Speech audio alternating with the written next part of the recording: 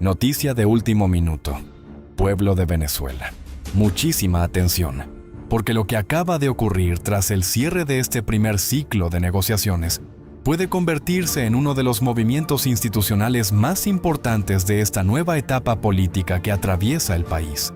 Y es que el chavismo y un sector de la oposición han avanzado en conversaciones que podrían llevar a una renovación completa del Tribunal Supremo de Justicia de Venezuela. Así como lo escucha, se está hablando de cambiar una de las instituciones más importantes del sistema de poder venezolano. Y esto abre una enorme cantidad de preguntas sobre lo que realmente se está negociando y, sobre todo, hacia dónde puede conducir este proceso. Porque aquí no estamos hablando simplemente de cambiar nombres. Estamos hablando de una institución que durante años ha tenido un enorme peso en las decisiones políticas, electorales y judiciales del país. Por eso, cualquier modificación profunda en su composición puede tener consecuencias mucho más grandes de lo que parece a primera vista. La gran pregunta es, ¿estamos viendo realmente los primeros pasos hacia una transformación democrática en Venezuela? ¿O simplemente estamos ante un nuevo acuerdo político entre los sectores que hoy tienen capacidad de negociación? Esa es la pregunta que tenemos que analizar. Porque una cosa es anunciar una renovación del Tribunal Supremo y otra muy diferente es conseguir que los nuevos magistrados sean verdaderamente independientes, que existan garantías para todos los sectores y que las instituciones dejen de estar sometidas a intereses políticos. Y mientras todo esto ocurre, también aparecen otros movimientos relacionados con la recuperación de activos venezolanos en el extranjero, los derechos políticos, las instituciones y el futuro electoral del país. Todo comienza a estar conectado. Justicia, elecciones, economía, presos políticos, oposición, chavismo y el papel de Estados Unidos forman parte de un mismo escenario. Y por eso este primer ciclo de conversaciones puede ser solamente el comienzo de algo mucho más grande. Ahora bien, pueblo venezolano, quiero que usted participe desde el principio. ¿Cree que estas negociaciones realmente pueden conducir a una democracia en Venezuela? ¿Cree que la renovación del Tribunal Supremo puede convertirse en un paso verdadero hacia la transición? ¿O piensa que todavía debemos desconfiar de estos acuerdos? Déjeme su opinión en los comentarios, porque en el desarrollo de esta información vamos a analizar qué significa todo esto, qué hay realmente detrás de estos movimientos y sobre todo, ¿qué podría venir para Venezuela en las próximas semanas? El tema de electricidad cada día se agrava más. Terrible, terrible, terrible. Y se reportan pues de todas partes de Venezuela. ¿Ve? Esto es una cosa y siguen hablando y dando explicaciones, que si el niño, que si la niña, que si esto, que si el otro. Y los discursos se acaban, ¿vale? Los discursos se acaban y no hay vaina más arrecha que tú vayas a hacer algo y se te vaya la luz. ¿Ves? Y no hay horario ni nada, si no se va en la mañana, dura 4 horas, 6 horas, 8 horas. Eso es terrible, pues. Y siguen dándole y no presentan alternativa de solución, que eso es lo peor. Bueno, vamos al tema propiamente dicho de hoy. Ya la llamada mesa de diálogo entre la oposición y el gobierno produjo sus primeras conclusiones. Yo quiero aclarar una cosa. Primero, que esa no es ninguna mesa de diálogo entre la oposición y el gobierno. Eso, o sea, se le da un título que no existe. ¿Ve? Los diputados del gobierno son producto de una asamblea totalmente ilegal. Y los diputados de la llamada oposición también son producto de una asamblea que caducó hace 6 años. La realidad política de Venezuela ha cambiado totalmente en los últimos 6 años. Lo que era verdad en el 2020 no es verdad hoy.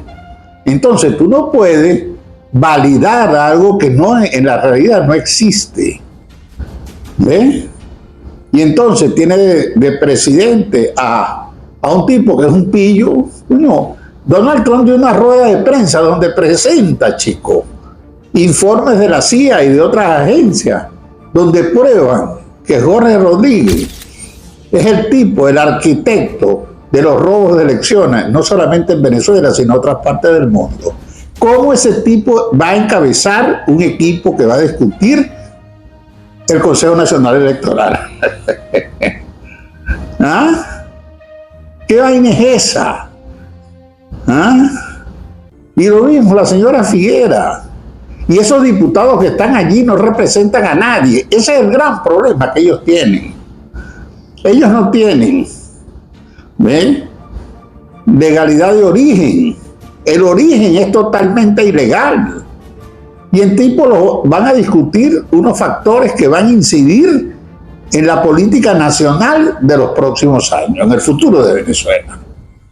Una vaina totalmente fuera de la realidad y totalmente ilegal. Y esto hay que decirlo, hermano. ¿Entiendes? Esto hay que decirlo. Mira, aquí lo único legal más reciente fue el triunfo del 28 de julio de 2024 de Edmundo González. Porque hay actas en la mano que prueban eso. Sin embargo, eso ha sido ignorado. ¿Ves? Entonces, se presentan y uno no entiende. Por ejemplo, una de las cosas que se ha discutido es lo relativo al terremoto. Coño, yo pregunto una vaina. ¿Qué tú vas a discutir lo relativo al terremoto? Hay que resolver eso. Y eso tiene que ser resuelto por especialistas, no por unos diputados chimbos allí. Ellos ninguno son especialistas. Y la reconstrucción de un país víctima de un terremoto, coño, hay un montón de especialistas en eso que van a planificar y van a buscar de allí, se hace la planificación y se buscan los recursos. Pero eso no es materia de discusión de unos diputados, de unas comisiones políticas. Eso no tiene ninguna discusión. ¿Qué discusión va a haber? Yo quisiera, ¿verdad?, que alguno de ellos me dijera qué fue lo que discutió. Vamos a ver. Ah, no, que hay que resolver, coño de bola. ¿Ah? Pero eso tiene un protocolo, chico. Pero eso lo hacen los especialistas. Y mira, aquí esta vaina, o sea, aquí está un plan, ese plan va a costar tantos miles de millones, y bueno, y hay que buscar esa plata y empieza ese trabajo. Pero ese trabajo no tiene nada que ver con la cuestión política. Eso hay que hacerlo y punto. La otra cosa, ¿vale?, que yo no puedo entender cómo se van a tardar, van a discutir los derechos políticos, allí meten a los presos. Yo quiero saber qué coño de la madre se va a discutir de los presos. En una democracia no puede haber presos políticos. Ahí no hay nada que discutir. Ahí simplemente es liberar y eso no dura 24 horas. Chicos, ¿qué vas a discutir? Un carajo. Unas personas que fueron llevadas a la cárcel y están en presa simple y llanamente porque no comulgaban con las ideas del régimen. Y unos jueces corruptos y bandidos con fiscales los metieron presos. Entonces tú vas a discutir. ¿Qué coño vas a discutir? ¿Ah? Y fíjense, si esta vaina no tiene sentido, que esta petición fue hecha, coño, inmediatamente después del 3 de enero. Lo pidió el presidente Trump. Ya vamos para 8 meses. Y todavía hay que discutir. ¿Qué coño vas a discutir? ¿Por qué hay que esperar? ¿Ah? Ahí no hay nada que esperar. ¿Qué es eso? ¿Qué coño vas a discutir? Los presos tienen que estar sueltos. Se acabó. La democracia no permite presos políticos porque si no, no es democracia. Y si vamos rumbo a la democracia, si lo que queremos es democracia, entonces ¿cómo va a haber presos políticos? Y allí se van a discutir los derechos políticos. Imagínate tú que esa comisión está formada mayormente por diputados de Primero Justicia y de Voluntad Popular. Dos partidos que son cascarones vacíos. Esos carajos no representan a nadie. No representan a nadie. Ajá, ¿cuáles son las libertades? Porque es lo que hay que discutir. ¿Ah? Hay que eliminar las inhabilitaciones. Coño, de bola. Es que cuando tú dices, ¿verdad? Esta es una transición a la democracia. La democracia tiene unas características que están ahí que no hay que discutir. Tú no tienes que discutir porque la democracia tiene sus características, las libertades políticas de los ciudadanos. Tú no le puedes impedir a un ciudadano sus libertades políticas porque si no, no es democracia. Entonces, ¿qué carajo están discutiendo? ¿Ves? Entonces hablan de eso para octubre. Coño. Ahora yo pregunto, ¿qué es lo que van a discutir de aquí a octubre? Estamos 13 de agosto. ¿Por qué eso no es sesión permanente? Y el peor está, vale, que la gente ve a esos diputados que no los conocen ni en su casa, no joda.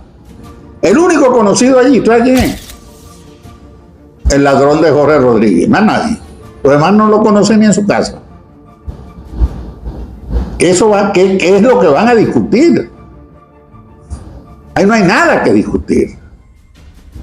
¿Ven? Eso es para octubre. Noviembre, la justicia. Imagínate después esa vaina. Lo que significa eso. ¿Ah? Y ahí hay que volver al principio, chicos. ¿Cómo va a haber un TCJ donde la mayoría de los magistrados, como la ley dice que no pueden tener militancia política, estos zánganos coños de su madre, 24 horas antes renunciaron? ¿Ah? Esa es una burla al pueblo. Todos esos magistrados son fichas de los partidos políticos. Y eso es lo que hay que aplicar un reglamento. Hay que cumplir los reglamentos. Mira, ahí hay gente que fue electo magistrado y no tiene experiencia docente, que es uno de los requisitos indispensables. ¿Ves? Entonces van a discutir eso. ¿Ves? Van a discutir eso. Y en diciembre van con el Consejo Nacional Electoral. Ahora, ¿por qué tanto tiempo? ¿Por qué tanto tiempo? Ahora, van a aprobar los miembros del Consejo Nacional Electoral, pero van entonces a elaborar nuevas leyes electorales. Y la Constitución te dice que para hacer una elección, cuando mínimo tiene que pasar 6 meses después de haber sido aprobada la ley electoral. O sea, si esta vaina sigue así, este es rumbo, nos agarran del año 3000. ¿Ves? Señores, es evidente que por un lado el régimen quiere alargar esta situación, quedarse en el poder. Y por otro lado, el gobierno de los Estados Unidos también quiere quedarse más en el poder para seguir aprovechando esta mantequilla que está pasando. Coño, estaba viendo una vaina. ¿Ves? que los Estados Unidos tienen un control total y absoluto de Venezuela. Ok. Tienen control sobre el petróleo. Agarran, lo sacan, lo venden, administran los reales. Coño, chico. ¿Y usted sabe una vaina? El estado migratorio de los venezolanos en Estados Unidos es feroz. Al venezolano que agarren en los Estados Unidos lo mandan directamente para acá. Para viajar a Estados Unidos se necesita una visa. Coño, y estos están aquí. Qué vaina, ¿no? Ajá. ¡Qué vaina! Estos están aquí, no joda, como Pedro por su casa, pues. ¿Ah? Venden, no joda. Ahora están pidiendo, se va a pedir el oro. Y eso lo van a administrar los gringos también. ¿Ah? Coño, y entonces si usted quiere ir para Estados Unidos tiene que sacar una visa.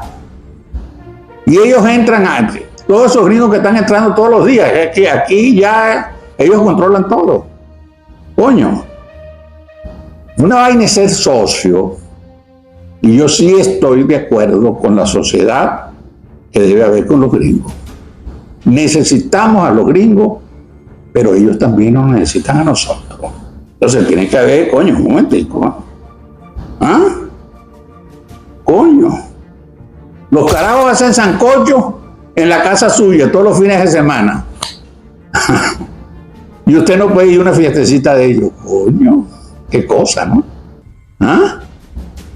Entonces, ahí está el asunto. Ellos no tienen fuerza. Porque mira, los planteamientos pueden ser muy correctos, con muy buena vista, pero tiene que ser, depende quién los plantee. ¿Ves? Esa señora Figuera no convence a nadie, y menos los diputados que están ahí, que son los carajos grises allí, porque todo el mundo sabe que detrás de ellos está Leopoldo López, que es un sinvergüenza y uno de los grandes ladrones que existe aquí. Y está Julio Borges, que son enemigos de María Corina Machado. ¿Ve? Y hay que estar permanentemente vigilante, porque cuando se discutan los derechos políticos, no les extrañe que un desgraciado de estos diga que María Corina no puede participar. ¿Ah? ¿Es así? Entonces, cuando tú ves esto, esto no va bien. Esto le pusieron una cámara lenta y nosotros tenemos un país en crisis. En una crisis sumamente arrecha. ¿Ves? Y eso es mentira. Han cogido esa vaina. ¿Ves? Que hay que evitar derramamiento de sangre, una guerra civil. ¿Qué guerra civil va a haber? ¿Con quién va a haber guerra civil? Los gringos tienen dominado toda Venezuela. ¿Cuántas bases tienen en Venezuela? ¿Dónde están? Aquí el único que está, coño, alucinando es Mario Silva, que dice, coño, que el pueblo va a salir, y el pueblo armado. ¿Qué pueblo armado del carajo aquí? Eso se acabó. Eso se acabó. Entonces, coño, por eso es que la posición de María Corina ante esto es la correcta. Yo no participo en eso, pero si hay algo bueno, yo no voy a hacer obstáculo. ¿Ves? Pero ahí está. Entonces yo digo, ¿por qué eso no hay sesión permanente? Ya se fueron ya. ¿Por qué tienen que salir fuera de Venezuela? ¿Qué vaina es esa? ¿Ah? Entonces te dicen, no, los que están mandando son los gringos. Y yo no dudo. Yo creo eso. Pero entonces, ¿para qué tienen esos payasos ahí? Perdiendo el tiempo. Coño, aquí lo que procede de verdad, es nombrar una junta de gobierno que empiece a gobernar este país y unas comisiones que van a discutir las cuestiones políticas, aparte. Porque entonces están poniendo, coño, que los pensionados, vamos a hablar con la Figuera. ¿Qué va a solucionar la Figuera? Aquí no, eso no lo van a solucionar. Que si los maestros, que si los trabajadores, no, eso lo tiene que solucionar un gobierno, llámese una junta. Y esas comisiones es para discutir las cuestiones políticas, porque si no, bueno, esto pica y se extiende, hermano. Entonces, coño, hermano, ¿ves? Este pueblo, vale, coño, este pueblo, coño, claro que pasa, chicos. Es que toda esa gente que está discutiendo y toda esa gente que está en esas mesas y toda esa vaina, comen bien, hoteles 5 estrellas, viáticos de miles de dólares, carros con guardaespaldas. Ellos no están viviendo lo que vive el pueblo de Venezuela. Y ellos pueden esperar, y ojalá que la vaina para ellos sea bueno, se alargue. Esa vaina es de pinga. ¿Ah? Pero el pueblo está agonizando. El pueblo no aguanta más con una inflación de casi 1000%. ¿Tú tienes idea de lo que es esa vaina, chico? Con esos sueldos miserables. Entonces, no, vamos a hablar.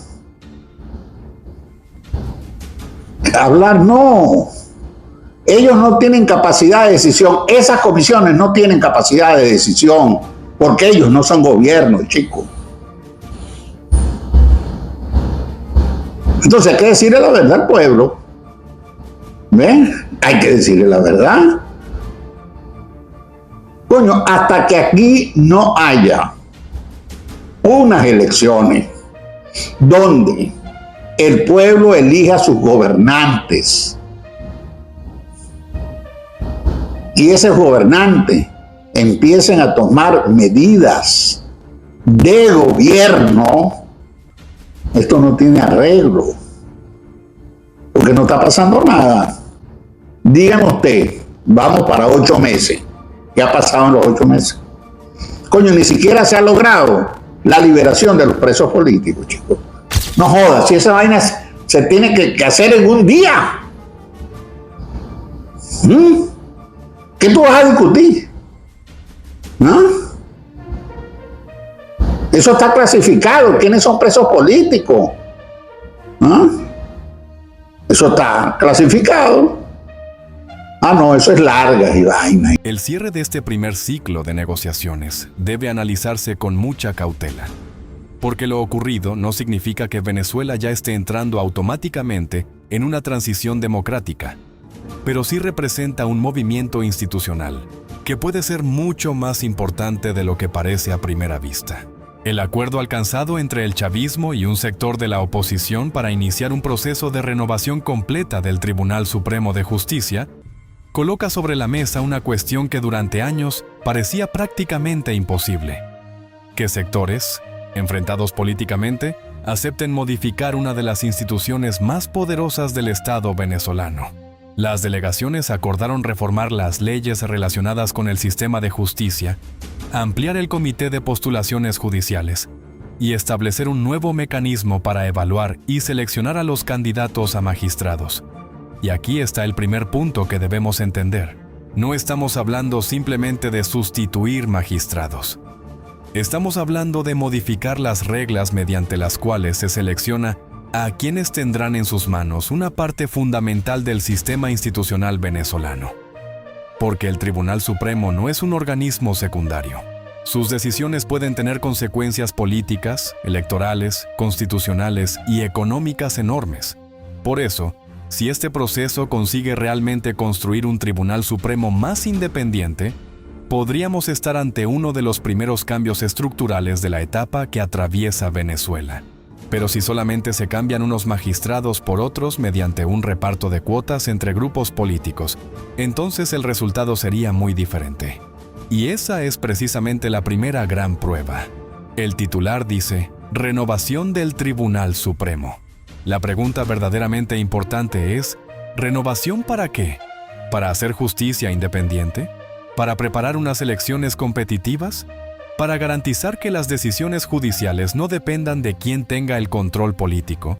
¿O simplemente para reorganizar el poder dentro de las instituciones? Ahí estará la diferencia entre una reforma real y una operación cosmética, porque Venezuela ya ha tenido cambios institucionales que no necesariamente significaron democratización, y por eso el ciudadano venezolano tiene razones para mantener una actitud crítica. La segunda cuestión fundamental es entender por qué el chavismo acepta negociar algo que puede reducir parte del control político que históricamente ha tenido sobre las instituciones. Aquí entran los incentivos. El chavismo necesita estabilidad, necesita reconstrucción económica, necesita recuperar activos, necesita normalizar relaciones internacionales y necesita garantías para los sectores que todavía forman parte de su estructura política.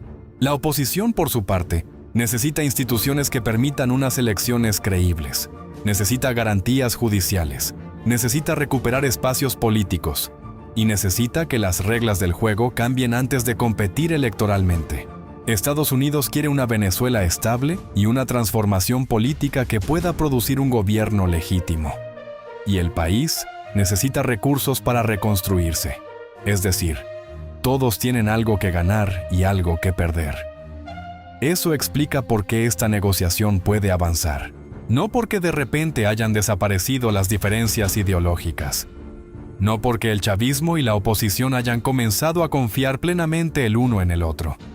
Sino porque, por primera vez en este escenario, existen incentivos suficientemente fuertes para sentarse a negociar. Y eso es importante, porque las transiciones políticas normalmente no ocurren porque los adversarios se convierten en amigos. Ocurren cuando los actores entienden que continuar exactamente como antes resulta más costoso que llegar hasta algún tipo de acuerdo. Ese puede ser uno de los elementos más importantes de este momento venezolano. Ahora bien, hay que mirar también el segundo gran acuerdo de esta primera ronda. Los activos venezolanos depositados en el Banco de Inglaterra. Chavismo y oposición acordaron trabajar en la recuperación de esas reservas para destinarlas a necesidades de reconstrucción y atención social. Las informaciones publicadas señalan que se trata de alrededor de 31 toneladas de oro venezolano retenidas en Londres, aunque la recuperación efectiva todavía requiere resolver los procedimientos correspondientes. Esto tiene una importancia enorme por dos razones. La primera es económica. Venezuela necesita recursos. La segunda es política. Durante años, el oro venezolano en Inglaterra estuvo atrapado en la disputa sobre quién tenía legitimidad para representar al Estado venezolano y quién podía disponer de esos recursos. Ahora vemos a representantes del chavismo y de la oposición hablando de esos activos desde una perspectiva común. Deben regresar al servicio del Estado venezolano. Eso es una señal de que la negociación está comenzando a pasar de la política abstracta a problemas concretos. No solamente están hablando de democracia, están hablando de dinero, están hablando de instituciones, están hablando de reconstrucción. Y eso puede hacer que el diálogo sea mucho más difícil de romper, porque cuando dos partes empiezan a construir mecanismos que afectan directamente la economía nacional, abandonar la mesa tiene un costo mayor. Sin embargo, también aparece un problema enorme. ¿Quién va a administrar esos recursos? Porque recuperar el oro es apenas la primera parte. La verdadera discusión será qué se hace con él. ¿Cómo se controla? ¿Quién autoriza los desembolsos? ¿Quién audita las operaciones? ¿Participarán organismos internacionales? ¿Existirá supervisión de la oposición? ¿Existirá supervisión de la sociedad civil? ¿Habrá mecanismos públicos para conocer el destino del dinero? Estas preguntas son fundamentales, porque Venezuela no solamente necesita recursos, necesita confianza. Y no puede reconstruirse un país utilizando los mismos mecanismos de opacidad que contribuyeron a destruir la confianza en las instituciones. Por eso la recuperación de activos debería ir acompañada de mecanismos de transparencia. Si eso ocurre, podría convertirse en una de las primeras grandes victorias prácticas de esta negociación. Ahora debemos regresar al Tribunal Supremo. ¿Por qué justamente ahora?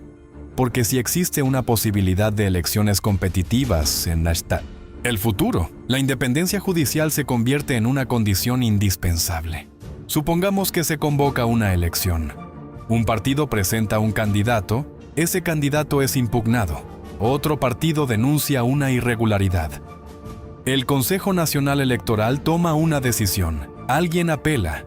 ¿Quién resolverá? Los tribunales. Y sí, el tribunal responde políticamente a uno de los sectores. Entonces todo el sistema electoral queda comprometido. Por eso la renovación del TSOCATA no puede verse separada de una futura reforma electoral. Es una pieza del mismo tablero. De hecho, sectores opositores y organizaciones civiles ya están reclamando que el diálogo avance hacia otros temas que no quedaron incluidos entre los acuerdos iniciales, especialmente elecciones, liberación de presos políticos y autonomía del Banco Central. Y esto nos permite identificar dónde están las próximas batallas. Primero, justicia, después, electoral, después, derechos políticos y finalmente, elecciones. Ese parece ser el camino lógico. Pero existe una gran dificultad. No toda la oposición está representada en la mesa. Ese punto no puede ignorarse. El proceso actual está encabezado por una delegación opositora vinculada a Dinorah Figuera, mientras María Corina Machado y otros sectores quedaron fuera de la negociación formal. Aún así, Machado ha señalado que no pretende bloquear el proceso. Esto genera una pregunta fundamental. ¿Puede existir una transición nacional si una parte importante del liderazgo opositor no participa directamente? La respuesta no es sencilla.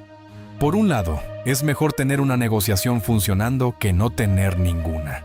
Por otro, una transición necesita una base política suficientemente amplia. Si una parte importante de la oposición rechaza posteriormente los acuerdos, la legitimidad del proceso puede verse afectada. Por eso probablemente una de las próximas etapas tendrá que ser la ampliación de la mesa. Porque una cosa es iniciar el proceso con un grupo limitado.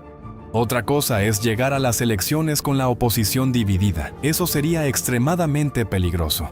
Ahora bien, también debemos analizar el comportamiento de Delcy Rodríguez. Su celebración del primer ciclo es importante porque demuestra que el gobierno considera que los acuerdos alcanzados son políticamente útiles y que tiene intención de continuar el proceso. La propia Delcy Rodríguez calificó lo ocurrido como un primer paso y destacó la transformación del sistema judicial y la recuperación de activos. Pero aquí hay que tener cuidado. Que Delcy Rodríguez celebre el acuerdo no significa que el chavismo haya aceptado abandonar el poder.